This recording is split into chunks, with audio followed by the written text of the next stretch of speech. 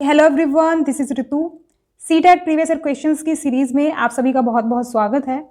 तो social science के previous year questions हम इन वीडियोस में डिस्कस कर रहे हैं विद एक्सप्लेनेशन। तो आज जो क्वेश्चन पेपर हम सॉल्व करने वाले हैं वो है 22 दिसंबर 2021 का पेपर, और इसके 10 क्वेश्चंस हम ऑलरेडी डिस्कस कर चुके हैं।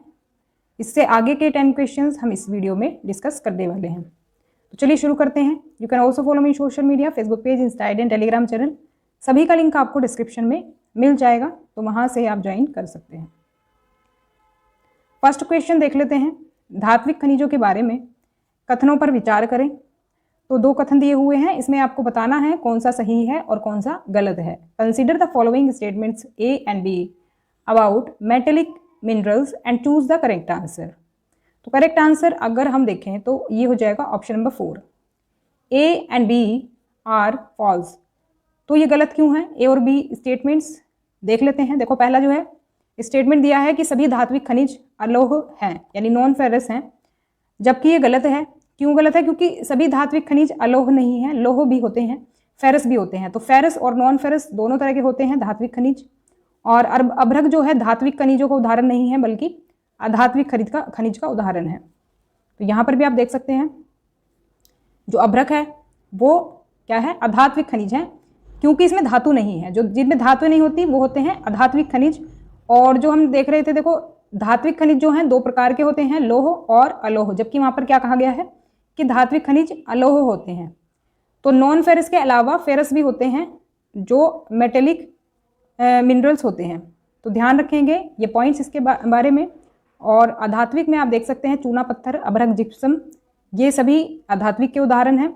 और खनिज ईंधन की बात करें जैसे कि कोयला और पेट्रोलियम, ये भी कौन से टाइप में आते हैं? अधात्विक खनिज में आते हैं। अधात्विक के भी एग्जाम्पल्स आप देख सकते हैं। देखो, लोह में क्या आता है? मतलब जिनमें लोह सामग्री पाई जाती है वो सभी खनिज आ जाते हैं लोह में। लोह सामग्री, लोह एस्क, मैग्नीज, क्रोमाइट। अलोह में आते हैं जिनमें लोहा नहीं होता, जैसे कि सोना, चांदी, तांबा, सीसा, ये सभी आते हैं किसमें? अलोह धात्विक खनिज में। तो नेक्स्ट क्वेश्चन है, निम्नलिखित में से कौन कृषि आधारित उद्योग नहीं है? Which of the following is not an agro based industry. तो इसका सही आंसर देख लेते हैं। ये हो जाएगा ऑप्शन नंबर 3, मछली का तेल निर्माण उद्योग। तो बाकी जो हैं वो कृषि आधारित उद्योग हैं, लेकिन जो मछली का तेल निर्माण उद्योग है ये कृषि आधारित उद्योग नहीं है। देखो, अगर बात करें कृषि आधारित उद्योगों की, एग्रो बेस्ड इंडस्ट्रीज की, तो इसमें देखो कच्चे माल के रूप में हम पौधे और पशु आधारित उत्पादों का उपयोग करते हैं। Use plant and animal based products as their raw materials. जो कच्चा माल के रूप में हम यूज़ करते हैं, क्या करते हैं? पौधे या फिर पशु से वो हमें मतलब मिलते हैं। पौधे और पशु आधारित उत्पादों का हम इसमें प्रयोग करते हैं। इसमें शामिल है खाद्य प्रसंस्करण यानी फूड प्रोसेसिंग जो होती है, और खाने की जो चीज़ें होती हैं, वनस्पति तेल, सूती वस्त्र, डेयरी उत्पाद और चमड़ा उद्योग, ये सभी जो है इसके एग्जाम्पल्स हैं। तो या तो हमें ये खेती उससे मिलते हैं पौधों से, या तो फिर पशुओं से मिलते हैं। अब आपके मन में ये एक सवाल आएगा कि मछली भी तो एक तरह से क्या है? जीव ही तो है। लेकिन अगर हम बात करें मछली की, तो ये एक मरीन एनिमल है, मतलब समुद्र में पाया जाने वाला ये प्राणी है। तो इसमें क्या होगा? ये हमारा शामिल हो जाएगा मरीन बेस्ड इंडस्ट्री में। मरीन बेस्ड इंडस्ट्रीज़ में हम क्या करते हैं? जो समुद्र से प्राप्त होने वाली चीज़ें होती हैं उनको हम रॉ मटेरियल कंसीडर करते हैं। तो कृषि आधारित में ये सभी शामिल होंगे, तो वो मरीन बेस्ड इंडस्ट्री में आपका आएगा फिश ऑयल इंडस्ट्री। तो ध्यान रखेंगे इस पॉइंट को, कंफ्यूज नहीं होना है। नेक्स्ट क्वेश्चन देख लेते हैं। निम्नलिखित में से कौन ऊर्जा का पारंपरिक स्रोत है? Which of the following is a conventional source of energy. तो इसमें हो जाएगा option number 3, hydel power. Hydro power भी इसको हम कह सकते हैं। तो कन्वेंशनल सोर्स क्या होते हैं? कन्वेंशनल सोर्स वो होते हैं जो कि लंबे समय से साधारण तौर पर उपयोग में लिए जाते हैं, और नॉन कन्वेंशनल वो होते हैं जिनसे हम अभी परिचित हुए हैं कुछ टाइम पहले ही। तो कन्वेंशनल में ये सभी आते हैं, कमर्शियल, नॉन कमर्शियल। तो ये सभी इसमें शामिल हैं coal, oil and natural gas, thermal power, firewood यानी कि जो लकड़ी से हमें फ्यूल मिलता है, हाइड्रो पावर, न्यूक्लियर पावर, तो ये कन्वेंशनल सोर्सेज में आते हैं और बाकी के हैं नॉन कन्वेंशनल सोर्सेज, जैसे कि solar energy, wind energy, tidal energy, geothermal energy, biomass based energy. तो ध्यान रखेंगे जो कि पहले से ही हमारे उपयोग में आते आए हैं वो हैं कन्वेंशनल सोर्सेज। तो आप यहाँ पर देख भी सकते हैं हाइड्रो पावर जो है यहाँ पर आपको दिख जाएगा, हाइडल भी कह सकते हैं इसको, हाइड्रो भी कह सकते हैं। तो ये थर्ड ऑप्शन जो है ये पारंपरिक सोर्स है, कन्वेंशनल सोर्स है एनर्जी का। नेक्स्ट क्वेश्चन देख लेते हैं। पेट्रोलियम और प्राकृतिक गैस जो पृथ्वी की सतह के काफ़ी नीचे होती है, इसको किस माध्यम से निकाला जाता है? Petroleum and natural gas that occur far below the earth surface are extracted through. तो ये बेसिकली आपका मिनरल्स से लिया गया है, मिनरल एंड रिसोर्सेस। तो इसका आंसर होगा ऑप्शन नंबर सेकंड, प्रवेधन यानी कि ड्रिलिंग। ड्रिलिंग के थ्रू पेट्रोलियम जो पदार्थ होते हैं उनको हम निकालते हैं, उनका खनन करते हैं। ऑप्शन नंबर सेकंड सही हो जाएगा, हिंदी में कहते हैं इसको प्रवेधन। तो यहाँ पर देखो, यहाँ पर आप देख सकते हैं पेट्रोलियम और प्राकृतिक गैस धरातल के बहुत नीचे पाए जाते हैं, बहुत ज़्यादा नीचे पाए जाते हैं। तो इनको बाहर निकालने की जो प्रक्रिया है ना, इसके लिए गहन कूपों की खुदाई की जाती है, इसे प्रवेधन कहते हैं यानी कि ड्रिलिंग कहते हैं। तो इसके थ्रू इसका निष्कर्षण होता है। बेसिकली अगर हम बात करें एक्सट्रैक्शन ऑफ मिनरल्स, यानी कि जो ज़मीन के नीचे जो खनिज होते हैं उनको हम कैसे निकालते हैं, तो उसके 3 प्रोसेस होते हैं, माइनिंग, ड्रिलिंग, क्वेरिंग। खनन, प्रवेधन, आखनन। तो आखनन के भी नीचे 2 टाइप और हैं, वैसे मेन अगर बात करें तो 3 टाइप्स होते हैं। माइनिंग होती है वो प्रोसेस जो कि पृथ्वी की सतह के अंदर दबी जो चट्टान होती हैं उनसे खनिज को निकाला जाता है, उसको हम कहते हैं क्या, माइनिंग। और इसके अलावा देखो जो मिनरल्स कम गहराई में स्थित होते हैं और पृष्ठीय सतह को हटाकर निकाले जाते हैं उसको विवृत खनन कहते हैं। यानी कि जो सरफेस लेयर होती है पृथ्वी की ऊपर की परत, उसको हटा करके ही निकाल लेते हैं, तो ओपन कास्ट माइनिंग वो कहलाती है, विवृत खनन वो कहलाती है। और तो देखो कुछ हम गहन वेधन बनाते हैं, जैसे कोई गहराई में जो खनिज होते हैं ना उनके लिए हम गहन वेधन बनाते हैं जिन्हें कि कूपक कहते हैं, शाफ्ट्स कहते हैं। और इनके थ्रू जो हम माइनिंग करते हैं उसको हम कहते हैं शाफ्ट माइनिंग। शाफ्ट माइनिंग कहते हैं जो ज़्यादा गहराई में खनिज स्थित होते हैं उसको निकालने के लिए जो प्रोसेस होता है वो कहलाता है क्या, शाफ्ट माइनिंग। तो मैंने आपको ये लगभग सभी प्रोसेस बता दिए हैं। इसमें बचा है हमारा क्या, क्वेरिंग।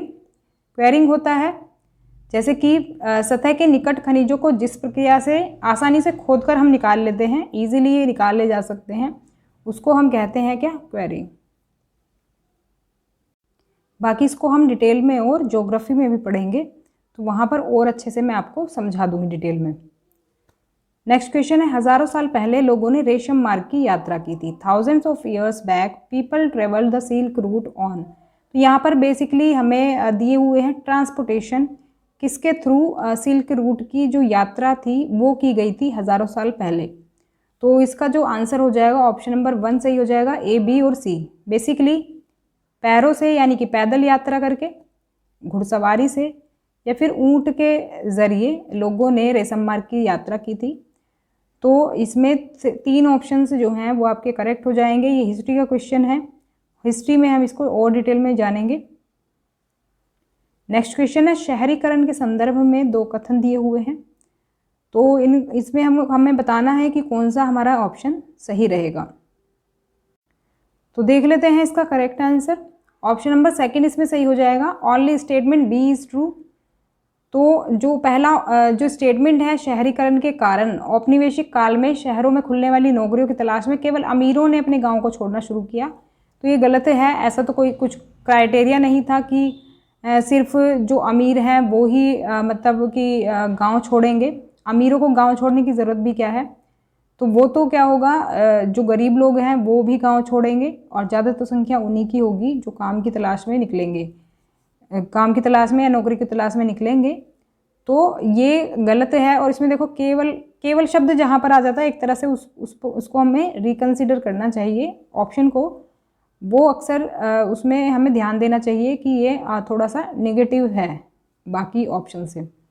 तो पहला जो है हमारा गलत है और दो बी ही हमारा सही है। सिर्फ गरीबों और निम्न जातियों के कई लोगों ने दमनकारी पकड़ से बाहर निकलने का यह अवसर देखा कि उच्च जाति के भूमि मालिकों ने अपने जीवन और दैनिक अपमान का सामना किया। तो सेकंड ऑप्शन इसमें हो जाएगा सही। नेक्स्ट क्वेश्चन है, कॉलम हमें मिलाना है, मैच द कॉलम दिया हुआ है। तो इसका सही आंसर देख लेते हैं। ऑप्शन नंबर 4 इसमें सही हो जाएगा। एक तरफ हमें दी गई है ये, एक तरह से हम कहेंगे इमारतें दी हुई हैं और दूसरी तरफ इनका टाइप दिया हुआ है किस तरह की इमारतें हैं या फिर किस जगह की किस जगह के मतलब किस तरह के प्लेसेस हैं, किस तरह की जगह है ये। तो फोर्थ ऑप्शन हमारा इसमें सही हो जाएगा। अगर हम इनको मैच करें तो देखो, फर्स्ट को हम मिलाएंगे सी से। ईदगाह जो है ये एक प्रार्थना स्थल होता है, ये आप सभी जानते हैं। और दरगाह जो है वो होता है क्या, एक संत की समाधि, आप जानते ही हैं। सलीम चिश्ती की जो दरगाह है वो एक तरह से उनकी क्या है, समाधि है। और तीसरा ऑप्शन है कल-डे-सेक, ये क्या है, ये होता है एक सिरे पर बंद सड़क। जो बंद सड़क होती है ना उसको एक तरह से हम कहते हैं कल-डे-सेक। और फोर्थ ऑप्शन जो है खानका, खानका होता है क्या, सूफी इमारत, सूफी जो इमारत होती है उसको कहते हैं खानका। तो इस तरह से हम इसको मैच कर देंगे तो ऑप्शन 4 इसमें करेक्ट हो जाएगा। नेक्स्ट क्वेश्चन देख लेते हैं। इसमें स्टेटमेंट्स दी हुई हैं, ये भी हिस्ट्री का क्वेश्चन है। तो इसमें जो स्टेटमेंट्स हैं वो हमें बताना है कौन सी हमारी स्टेटमेंट सही है, इसमें कौन सी गलत है। तो इसका सही आंसर अगर हम देखें तो ऑप्शन नंबर 2 इसमें सही हो जाएगा। A is false and B is true. A जो स्टेटमेंट है वो हमारी गलत है। यूरोपीय और अमेरिकी वस्त्रों से कड़ी प्रतिस्पर्धा के कारण भारतीय वस्त्रों में गिरावट आई। तो ऐसा नहीं है। प्रतिस्पर्धा की बात हम क्यों नहीं करेंगे, क्योंकि देखो जो भारतीय वस्त्रों की जो क्वालिटी थी ना वो उनसे बेहतर थी यूरोपीय और अमेरिकी वस्त्रों से, तो कंपटीशन की तो बात ही नहीं उठती। तो इसलिए गलत हो जाएगा। वजह थी कुछ और, जो ये इंडियन टेक्सटाइल का जो डिक्लाइन हुआ उसकी वजह कुछ और थी, और वो थी ये कि ब्रिटेन में सामग्री आयात करते समय लगाए गए बहुत अधिक शुल्क के कारण भारतीय वस्त्रों में गिरावट आई। तो वजह ये थी कि जब ज़्यादा टैक्स लगा दिया उन्होंने तो ऑब्वियस सी बात है जो भारतीय कपड़े होंगे वो लोगों को महंगे पड़ेंगे। तो महंगे पड़ेंगे तो लोग उनको क्यों खरीदेंगे, वो उनको खरीदेंगे ही नहीं, जिस पर उन्हें ज़्यादा पैसे देने पड़ेंगे। अब वो चाहे भारतीय हो चाहे विदेशी हो, उनको उससे क्या मतलब, लोगों को तो सस्ती ही चीज़ चाहिए होगी ना। तो जब क्योंकि उन्होंने ज़्यादा टैक्स लगा दिया भारतीय वस्त्रों पर, तो इससे भी ये इंडियन टेक्सटाइल जो है डिक्लाइन की तरफ बढ़ी। तो ये वजह नहीं थी, प्रतिस्पर्धा या कंपटीशन की बात नहीं थी, क्योंकि जो भारतीय वस्त्र उनकी क्वालिटी हमेशा बेहतर ही रही थी। नेक्स्ट क्वेश्चन है, उपनिवेश में चित्रों और तस्वीरों को ब्रिटिश अधिकारियों द्वारा बनवाया गया था, तो उसका रीज़न क्या था, ये हमसे पूछा बेसिकली स्टेटमेंट्स के थ्रू। इसमें हमें करेक्ट ऑप्शन चुनना है। Paintings and images in the colonies were commission by British officials too. तो इसका जो सही आंसर होगा वो हो जाएगा ऑप्शन नंबर 3।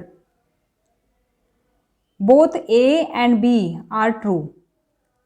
तो ए और बी जो ऑप्शंस हैं दोनों सही हैं। वे उपनिवेश और वहाँ रहने वाले लोगों को समझ सकें चित्रों और तस्वीरों के थ्रू, है ना। चित्र और तस्वीर इसलिए तो बनाए गए जिससे कि वो उपनिवेश और वहाँ रहने वाले लोगों को समझ सकें। आपको पता ही है जो पहले के लोग जो स्टोरीज समझाते थे वो पेंटिंग्स के थ्रू समझाते थे। आपको एक पेंटिंग में पूरी स्टोरी दिख जाएगी, अब चाहे वो किसी भी तरह की स्टोरी दिखा रहे हों चित्र में। आपने भी देखा होगा कुछ पेंटिंग्स जो हैं बोलती हैं, कहते हैं ना तस्वीरें बोलती हैं। तो उसमें काफ़ी सारी चीज़ें ऐसी होती हैं जो वो इस तरह से प्रेजेंट करते हैं कि लोग चित्रों के माध्यम से ही समझ लें। तो ये मकसद था पहला तो। और दूसरा था क्या कि वे उन उपनिवेशों में अपने बिताए जीवन को याद कर सकें, तो ये भी एक वजह थी। अब देखो आज भी हम अगर तस्वीरें खिंचवाते हैं तो हम किस लिए खिंचवाते हैं, उसकी वजह ये रहती है कि हम आने वाले टाइम में उस बीते वक्त को याद रख सकें, अपनी लाइफ को याद रख सकें कि उस टाइम पर उस मोमेंट पर क्या चीज़ें कैसी थी। तो दूसरा भी जो है स्टेटमेंट सही हो जाएगा, तो दोनों सही हो जाएंगे इसमें। नेक्स्ट क्वेश्चन है, वोट का अधिकार देकर भारत का संविधान स्थापित करता है? तो ये पॉलिटी का क्वेश्चन है। इसमें हमें करेक्ट ऑप्शन चुनना है और करेक्ट ऑप्शन जो होगा वो हो जाएगा second option, only B is true. तो बी क्या है? राजनीतिक लोकतंत्र। आप अगर ध्यान दें तो जो आप वोटिंग करते हैं उसके थ्रू आप क्या चुनते हैं? एक नेता को चुनते हैं, किसी नेता को चुनते हैं, अपने प्रतिनिधि को चुनते हैं। तो एक तरह से हम क्या निर्माण कर रहे हैं? उसमें राजनीतिक सत्ता का निर्माण कर रहे हैं, जिससे कि डेवलप होगा क्या? राजनीतिक लोकतंत्र। हम एक सामाजिक लोकतंत्र की तो स्थापित नहीं करने हैं ना वोट दे करके। सामाजिक तो लोकतंत्र वो हो गया जो सोसाइटी हमारे आसपास है, वो एक तरह से सामाजिक लोकतंत्र हो गया। लेकिन जो राजनीतिक है वो एक तरह से सत्ता से जुड़ा हुआ है। तो बी ऑप्शन इसमें सही हो जाएगा। तो वीडियो आपको कैसी लगी कमेंट करके मुझे ज़रूर बताएं। If you have any query then please ask me in comment section, and if you like then please give a thumbs up, and please share this video to more people, और subscribe करें channel को जिससे कि आपको सभी notifications मिलते रहें। तो मिलते हैं नेक्स्ट क्लास में, तब तक के लिए stay connected and keep watching study more knowledge. Thanks for watching.